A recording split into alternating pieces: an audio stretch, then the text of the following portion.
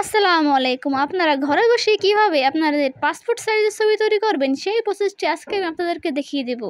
আপনাদেরকে দোকানে গিয়ে পাসপোর্ট সাইজের ছবি তৈরি করার কোনো দরকার পড়বে না। আপনারা নিজেরাই ঘরে বসে পাসপোর্ট সাইজের ছবি তৈরি করতে পারবেন। তো চলুন ভিডিওটি শুরু করা যাক।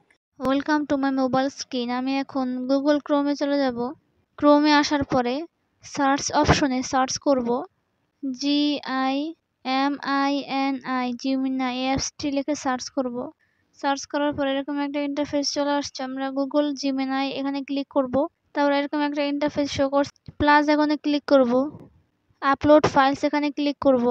ফটোস অ্যান্ড ভিডিওস এখানে ক্লিক করব। গ্যালারি থেকে ছবিটি সিলেক্ট করে নেব। ছবিটি সিলেক্ট করা হয়ে গিয়েছে। এখন আমি এখানে প্রম্পট যেটা কপি করেছি সেটা এখন এখানে কপি পেস্ট করে দেব। আমার প্রম্পট কোডটি কপি পেস্ট করা হয়ে গিয়েছে। সেন্ড বাটনে ক্লিক করব। কিছু সেকেন্ডের ভিতর আমাকে ছবিটি তৈরি করে দিবে। ওয়াও, দেখতে পাচ্ছেন ফাইনালি ছবিটা তৈরি হয়ে গিয়েছে। কত সুন্দর, জাস্ট আপনারা দেখতেছেন। কোনো দোকানে গিয়ে আমাকে ছবি তৈরি করার দরকার পড়তেছে না।